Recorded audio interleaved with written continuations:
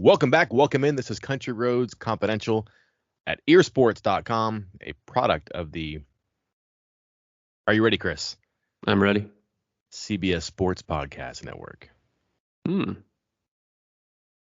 some driving over the weekend, had some podcasts on, and that seemed to be the one. I might have missed the memo. I was going to say, did we get downgraded back down from Paramount Plus Podcast Network? Or I have a ViacomCBS.com email address.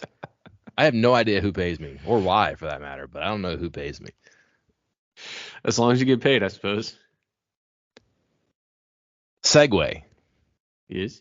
West Virginia football. Perfect segue. Yes. We are not going to do a mailbag this week or a Q&A. It's an open week. No football game on Saturday, but it's also not a regular open week. So we're going to change things up a little bit here. You have solicited ideas from the audience on the VIP side. VIP may be a worthwhile investment before long. That's all I'll say in the matter. No mailbag. Q&A with a twist here. It's not going to be necessarily questions, but as you have sold this to me, we're going to let the people who ask the questions provide the solutions here, and then we're going to weigh in with our 2 pennies. Is that the gist of it? Yeah, pretty much. I mean, I think it's safe to say that everybody reads our message board, and I mean capital P people. Other people in our market literally read our message board and then write a story about what is on our message board. So I figure if our competition, if you want to call them that, can write stories about what's on our message board, I guess we can talk about what's on our message board. I think that's safe to say. And people keep an eye on it, so might as well. And I felt like a good topic was something, not because I asked a good question, but it led to a lot of discussion. I posited to our VIP members to provide a solution because it's easy. Anybody can say they suck, fire everybody, everybody's bad. But just screaming that there's a problem doesn't solve the problem. So I pushed for our members to provide some solutions, whether it be scheme changes, personnel changes, position changes, whatever it was, to provide some solutions for us and give their reasoning why. And I was a little worried because, as you can imagine, with the way things have gone so far this season, not everybody is really thrilled to just have casual conversation or critical conversation or provide nuance to the discussion. I was a little worried I was going to get off track rather quickly. Instead, a lot of great answers, a lot of stuff that I agree with, a couple things that I hadn't thought of that made me say, and that was what led me to believe that, hey, maybe you and I should discuss this on the podcast and talk about some of these proposed solutions, whether we think they would work or whether we even think they're feasible. So what do you think? I like it.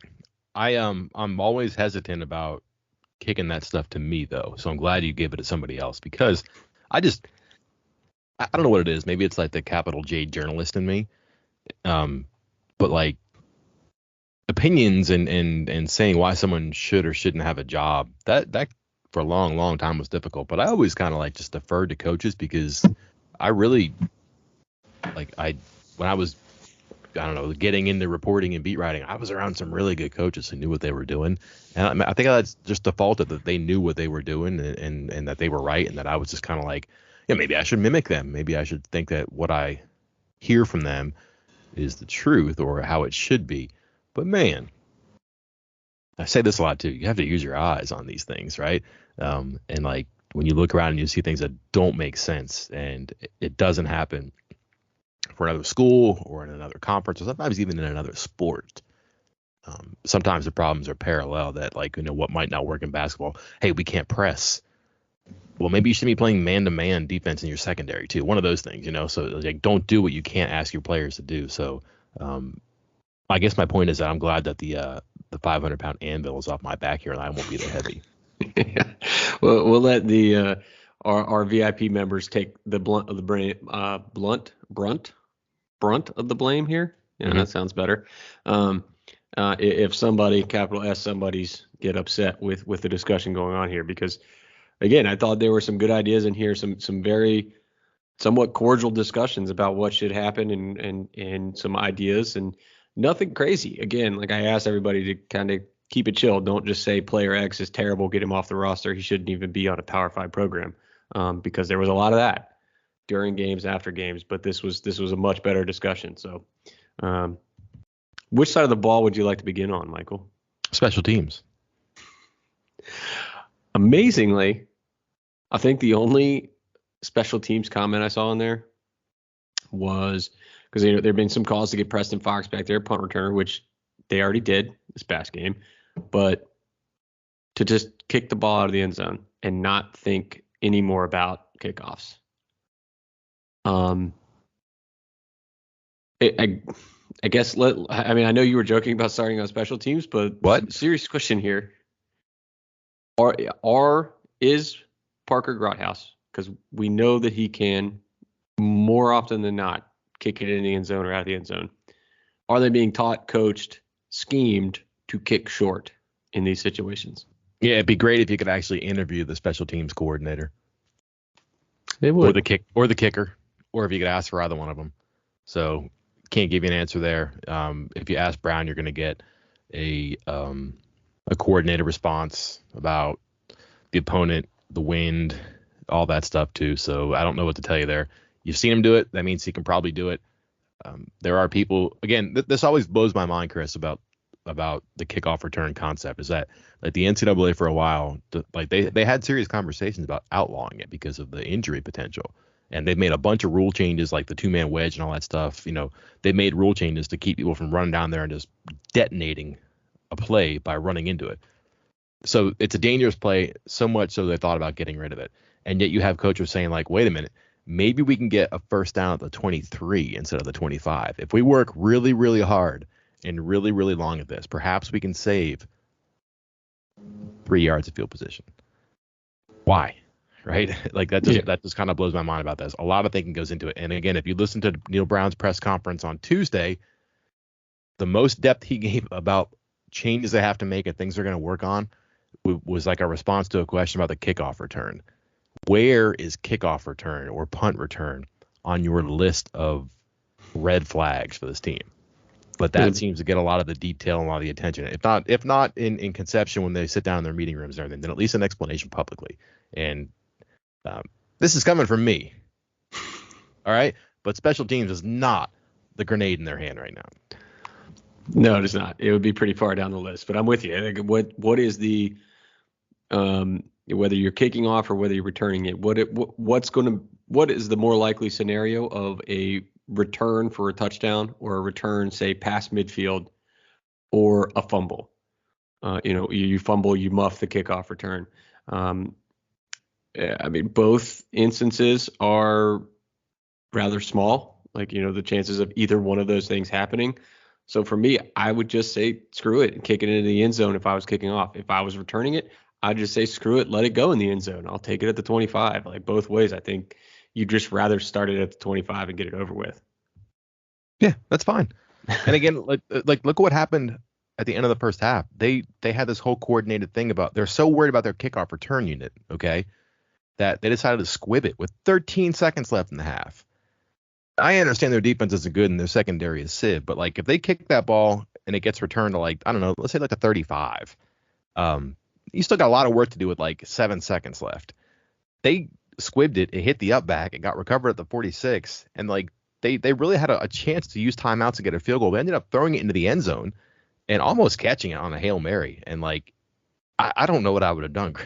It's like it's been a while since we freaked out about end of half stuff and things, but like I was watching that thinking like, boy, this is like a real reversion to what they had been, and like here we are, like just the fixation upon a special teams thing and anecdotal, I guess, of larger problems with planning and organization and everything. And maybe that's why they got a timeout after a kickoff. I don't know, but like I guess my point is that like a lot of decisions and a lot of plans are being called into question, and they either haven't worked or why would you put this in motion? I'm not sure, but I also assume we're going to get to a lot of that with the actual intent of this episode here. Yeah, let's move on to offense. I think we've given special teams their due there. Some of the suggestions, again, some of these are repeats, so I'm sorry if I'm not calling out everybody's name here from the message board with their ideas. But one of the first ones I noticed, and it seems very relevant considering this just happened last game, but Mike O'Loughlin out, I think it was, 6 snaps before he got hurt, done for the rest of the game. Neil Brown says on Tuesday that, he's going to get checked out. Didn't really have an update on whether or not he was out long term. Certainly didn't look good, but one of the suggestions, and was repeated by others again, was if Mike O'Loughlin is out, then consider putting in an extra offensive lineman on short yardage or some rundowns. If it's a pass down, put in a fifth or another receiver, a bigger receiver, maybe even somebody like Preston Fox. Mike, your thoughts on, is this just an indictment of the rest of the tight end group as a whole, or do you think there just needs to be some more movement there, some other ideas? Where was Nick Malone? Right? He used to be the goal line tight end, right? Yeah, and I asked Brown about this. He talked about it, but he said that once O'Loughlin went out, they're planning to use 12 personnel went south. They had Traylon Davis. They're not traveling with Victor Wickstrom. So it's 3 tight ends. And if you're playing 12 personnel and one of your tight ends is injury prone and your other one has had issues, actually your other 2 have had issues. So you have 3 and you don't know if you're going to make it through healthy or competent the rest of the way. That's a really thin number to travel with. And if you're going with 5 quarterbacks, and some other positions that maybe are a little bit more plump, then you start to ask questions. Well, they went with 10 offensive linemen. They used 6 in the game. They used 2 more on special teams, and 1 was Malone. And all you got to do is give him a different jersey number. And he doesn't have to worry about reporting eligible or anything like that, I don't believe. But he can just go in there and be an extra offensive lineman. And he did that before, short yardage stuff. And if your whole game plan blows up because you don't have a tight end, and suddenly and this is what I asked him too, the way Texas played, they played even front and they put an edge defender who wasn't getting in the backfield making TFLs, but was stopping plays quick, 2-3 yards, running up the line of scrimmage. And they did some stuff, I think, in the second half, maybe with split zone or whatever to kind of cut that off a little bit. But they didn't have a plan there, even though they had the personnel. And it just strikes me as odd that they condition a lot of stuff. They go over a whole bunch of situations. When I say condition is if this happens, if they're in this condition, then they have a backup plan. They have a plan B or a C. We've heard this before. We've seen this before. They're very detailed. And I guess they just didn't do that, and that surprised me. So if you're going to travel with offensive linemen, or if you're going to go heavy at one position, like quarterback, and you're going to rely on versatility. For example, Leighton Bechtel travels, and apparently he's their backup long snapper. He's the 3rd punter that travels, right? But he's their backup long snapper. So guys who can do different things, and Malone's one of them. He can play guard and tackle, but he can also play tight end. Can someone else play tight end if they have to, or do you just kind of wad up that part of the game plan and throw it in the garbage? I don't know. That seems strange to me, that you got totally derailed there when you might have had a solution, and maybe that won't happen to them again in the future. We'll see. I'm going to tie this into the next part of this because there were a lot of suggestions about playing other wide receivers, and even Neil Brown touched on that on Tuesday, saying that some of those guys that are backups need to get reps. So I am all in on, I don't want to say completely abandoning the tight end position, but yeah, going Nick Malone for more run blocking, short yardage kind of things, and even some, I don't want to say trick plays, but he's capable of, getting those short yardage passes, but also, again, go with it because in Graham Harrell's offense, it's not called a tight end. It's just an H receiver. When you look at the depth chart and you were talking about who's in front of who and who's in front of where, Brian Palendi and Michael Laughlin are competing with, at least according to the positions as labeled by the school, Reese Smith and Grayson Malashevich for snaps. They're all H receivers. Those are the people that they're competing against. So if Laughlin is out, Palendi is not producing.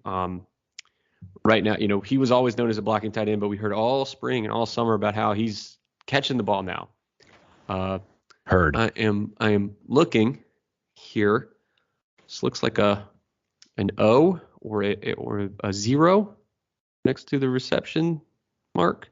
Yeah, 0 receptions through 5 games. 3 targets. That's not good. Looking further at the blocking that he's supposed to be a specialist at, 31.0 pass blocking grade right here from Pro Football Focus. That's not great. And if O'Loughlin's out, Traylon Davis, we've seen him for just a handful of snaps. He had a rough couple snaps those first couple games. Had some key penalties, a big drop. Yeah, go with Reese Smith. I know Preston Fox is supposed to be playing, behind Bryce Ford Wheaton or maybe behind Caden Prather. Try him in there. Like, you got to get some more options in there, and this is kind of a two birds with one stone kind of ideal. You fix, quote unquote, this H position by giving reps to guys who are being a little more productive, and you also get more receivers out there who are going to be hopefully more reliable at catching the ball, because as I laid out in the post game after Texas, you go back and you look at the drop percentage and the drop rate for guys like Sam James and Bryce Ford Wheaton. They've been tops or bottoms, however you want to look at it, the worst in the Big 12, among the worst in the Big 12.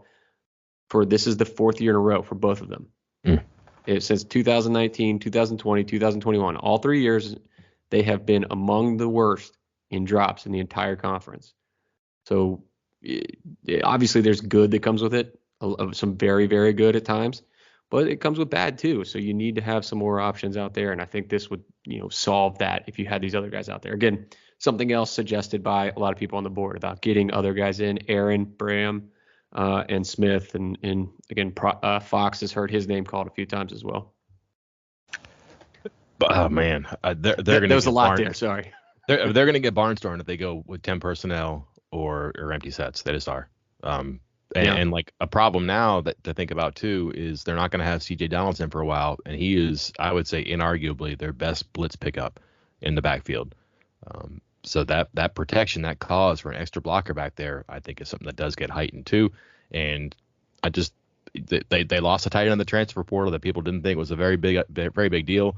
I kind of thought you don't give away guys like that or lose guys like that. They're not the most valuable players, but they do have value because they can do things here. And they did not trade up with the transfer portal on this one. I think that's probably, to me, that's fair to say, I think. But is the other guy lighting it up at Akron? No. Haven't heard a lot of TJ Banks highlights on the news or whatever, but like that's a guy who knew the system and was a pretty good blocker last year, I thought. And would he be the third or fourth guy this year? Maybe, but look what they need now. They need a third or fourth guy. We're talking about using a seventh, eighth offensive lineman to play tight end right now. That's the situation you're in, and you try to protect your assets like that as best as you can.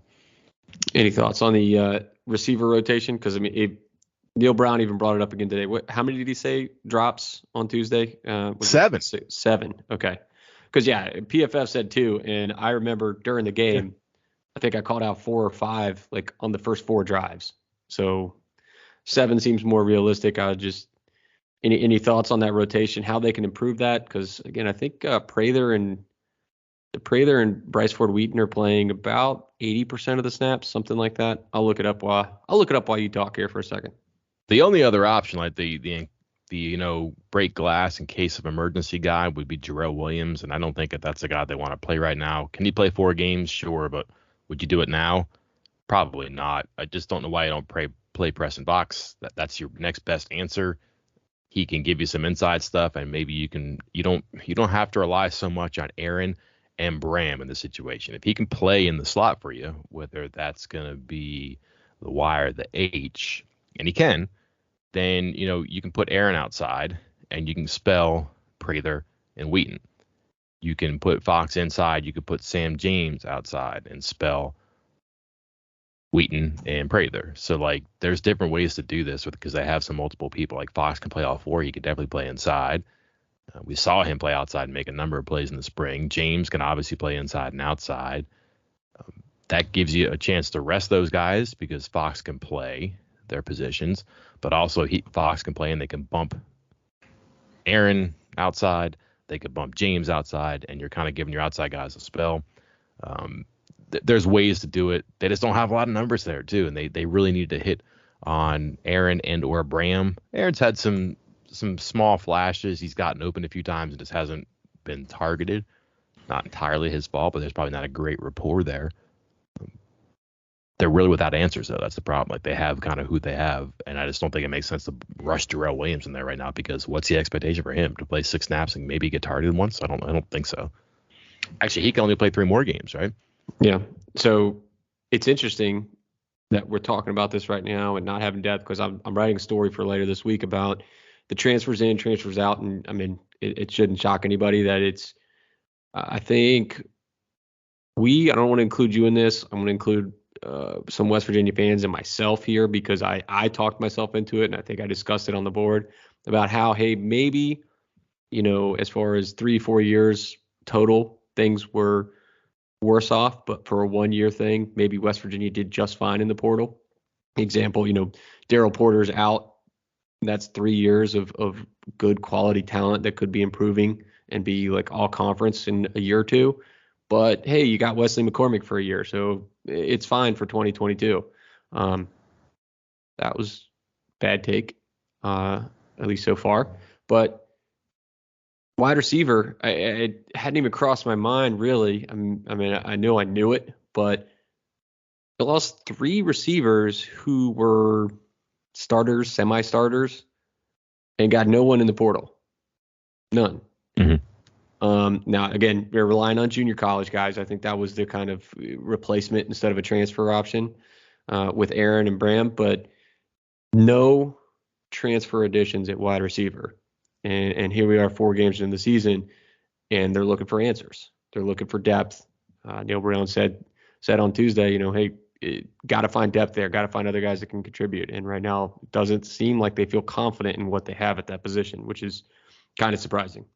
Yeah, finding depth, I think, means that they're going to have to create openings for who they have. They're not going to play more people. They might, they're not going to get, they just aren't going to give Reese Smith more snaps. Like, we've seen that. He may be worthy of it, but they just haven't found a way to use him.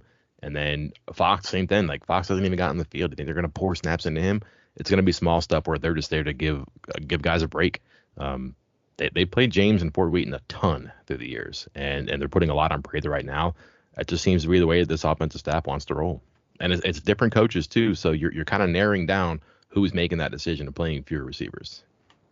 And again, this was intentional by them because they weren't too upset, and this might have been their pitch or their response to the attack or the criticism, but they lost these receivers, and it was like, well, it's not a bad thing because it's fewer mouths to feed, it's fewer people to keep happy, and that sounds great.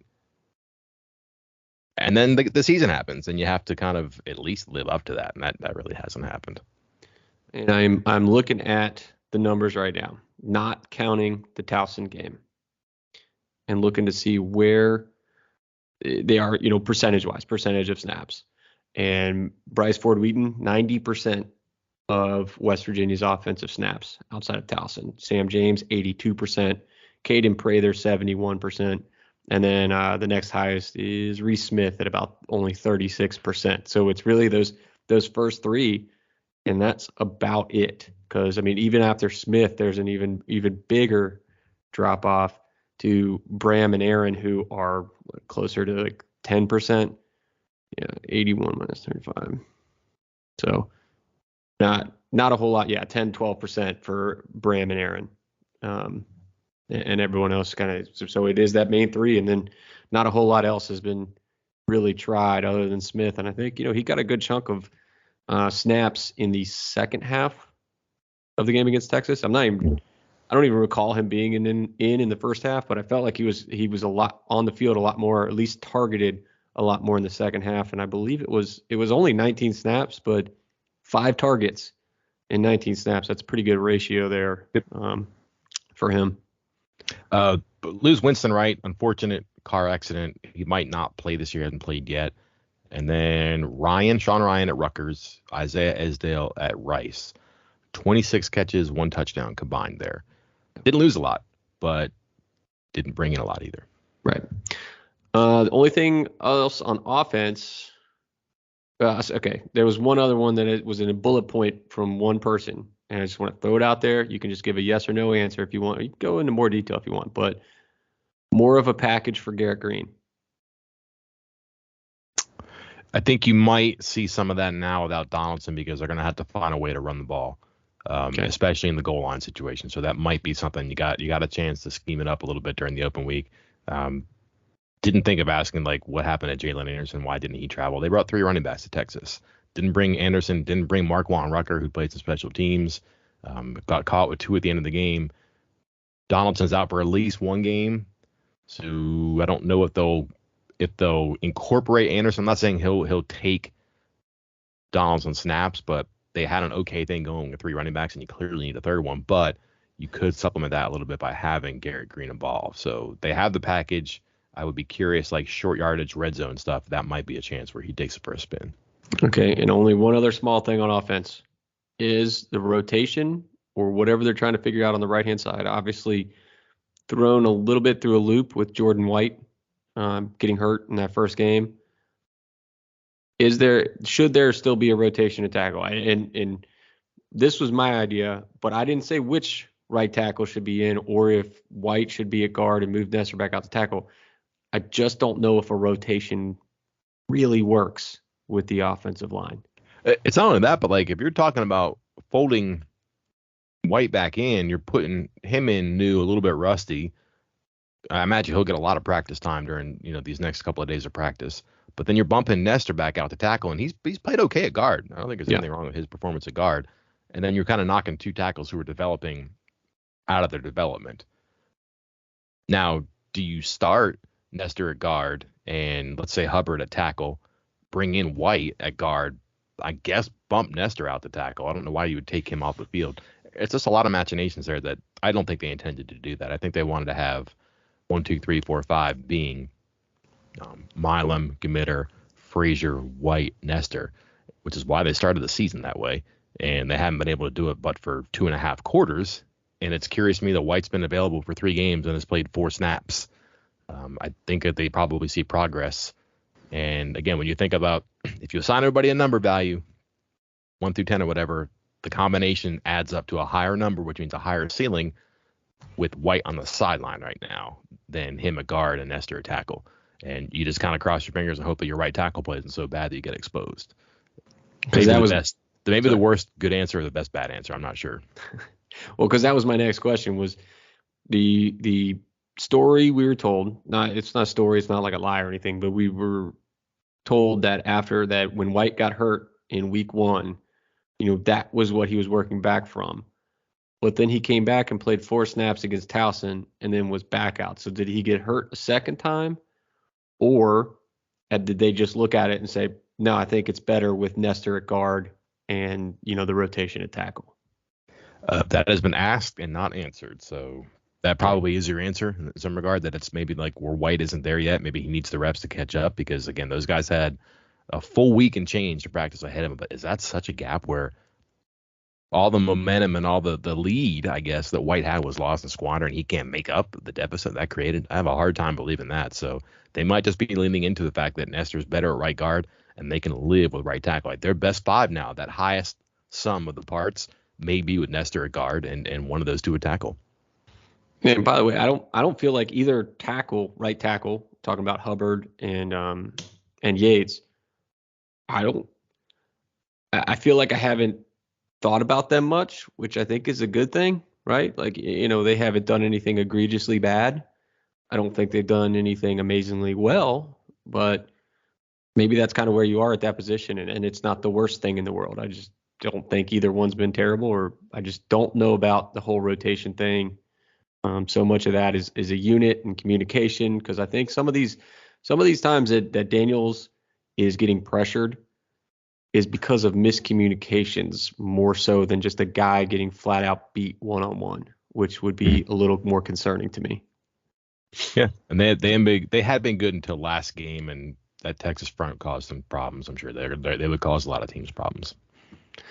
Moving to the other side of the ball, this is a very interesting one that I had. I asked this question on the board with my own thoughts of what I might change in my mind, but I wanted to hear what everybody else thought. And a couple people suggested it. More or less scrapping the bandit position entirely and or moving to a traditional 4-man front. If they were starting the season anew, I would be okay with that. That's a dramatic change midstream. But when they've had even fronts, or when they've had 3 linebackers out there, the results have been pretty good.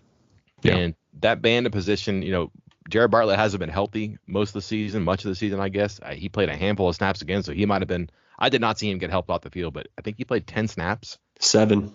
Okay, Texas, so yeah. I don't think, and Linnell Carr started. Bartlett's a better player than Linnell Carr.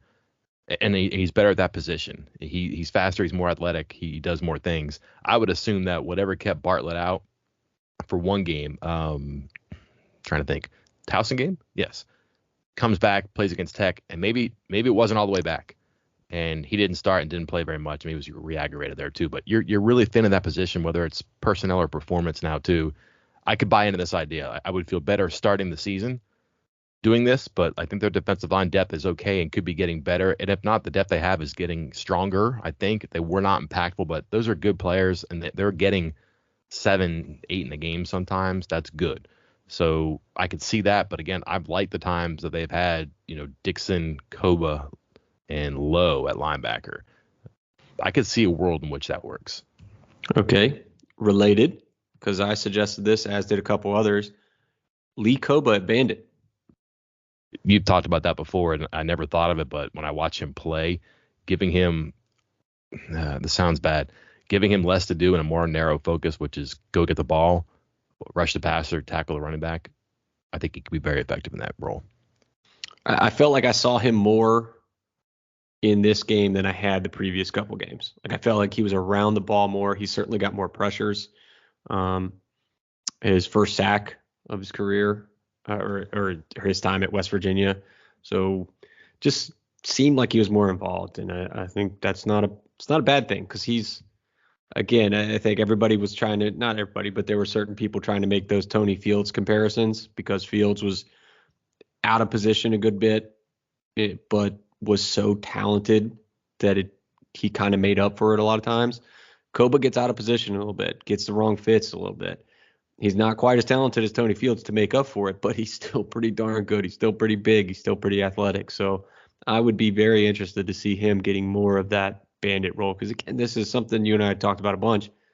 We were told, from the very arrival of Neil Brown and this defense, that the Bandit and Mike were more alike than, say, the Bandit and a Will.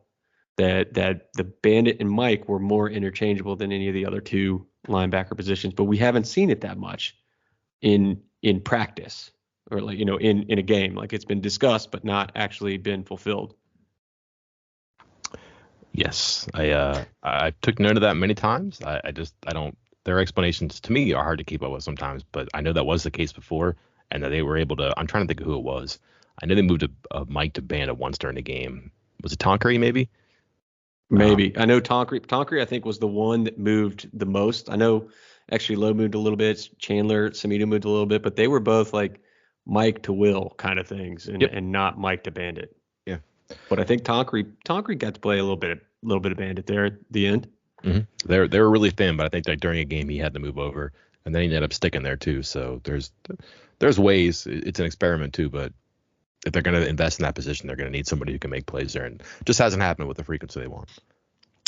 And naturally, we'll finish with the secondary. Understandably, this was the group with the most suggestions here. Lots of changes. I think some of them, they might not be a choice. It kind of seems like, after the discussions on Saturday with Neil Brown after his press conference, talking about some injuries and some different things. So a lot of people, even before that, clamoring for the young guys to get more snaps at corner, especially, and even some at safety. Andrew Wilson-Lamp got the most time of his young career in a game and looked decent. I think he made a couple big plays. I think he had a pass breakup. Don't really recall him getting beat. Again, he played mostly in the second half, so maybe Texas had pulled back just a little bit at that point. But what can is this as a whole? Maybe I don't know how specific we'll get here, but is this something West Virginia can do? Is this something they don't have a choice but to do? And is it, as one person put, just rearranging the deck chairs on the Titanic? I don't know what they're gonna do, to be honest with you, because like they just kind of get beaten everything, and their problem is they're so frantic before the snap. It looks like when they see motion or a shift, or you see a lot of people pointing and like, oh goodness, we saw this, we talked about this, let's get it in gear, and then they're just not often in position enough, like where they need to be. they're not playing man, and Neil Brown spelled out that touchdowns and big plays they've given up have been against man, and that they might feel better with Charles Woods in there playing man, and maybe they can do some half and half stuff or pattern matching a little bit better. I'm not sure. Um, they're just kind of stuck right now because I don't think you're going to ask young guys to play a lot of man, and their zone has been very forgiving. I don't know what the best idea is, Chris. I really don't. Apart from like, do you roll guys in? Do you try to find a hot hand? Do you make every week consequential? Like there's no starters, just the entire dang depth chart is or. Like their safeties from spear to cat to free, their two corners or their slot corner, however they want to do it. They've all been troubled at times this year too, and you and I have talked about this. It's not for lack of search of solutions too. They've tried people, they've moved people around, they've done different things, they've gone to different alignments. I think to help the secondary a little bit. Maybe get another pass rusher, defensive lineman on there just to get a little bit more heat and expedite plays. They've churned out some ideas. They just haven't churned out results yet. Like where do they suggest? Where do you think this goes? Yeah, I'm with you. That's something you could give them a hard time for in the past of not actually making changes, but not this year because they have tried everybody. They have tried all sorts of different combinations, and as you noted, sometimes guys are looking okay for a drive or two, and then it falls apart. And it's not just one person. Against Texas, we talked about it in the postgame. They didn't pick on one guy. They picked on everybody. Just kind of took turns picking on people. So it's obviously an issue that needs to be fixed all over the place. And is it rearranging the deck chairs on the Titanic? No, it's not. It's not that bad.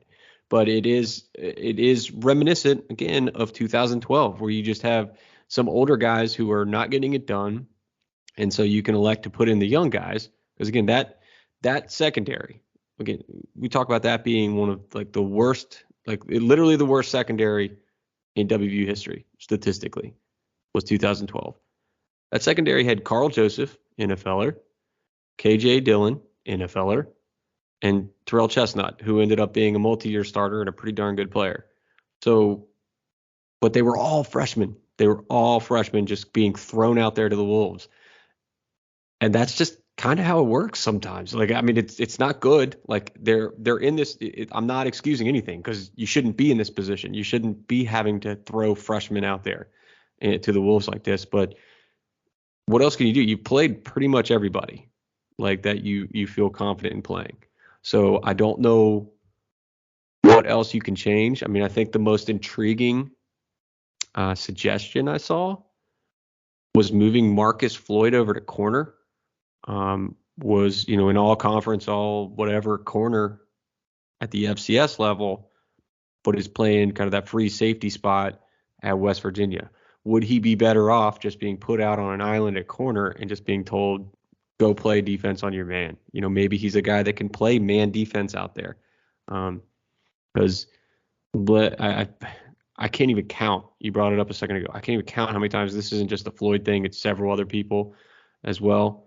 How many times you can watch the other team going into motion and about to snap the ball, and you look over at West Virginia's defense, and somebody on the second level has their head turned away from the snap, away from the play, looking back at a safety, talking, trying to figure out who's going where, saying, hey, am I going here? Am I covering that? You going that way? I got this guy. You got this one, blah, blah, blah. Whatever it is they're saying, they're not even looking at the ball when it's being snapped. Like you can go back and watch the film and see so many plays where a second level defender, a third level, or a cornerback that's looking back at a safety is not looking at the ball when it is snapped.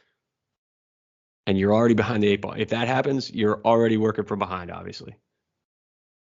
I'm just thinking through my head about what else they can do. Like they're not going to go to like a cover 3 defense, just strictly that, where it's one deep safety and you drop a corner and or a safety back to make it, thirds of the field.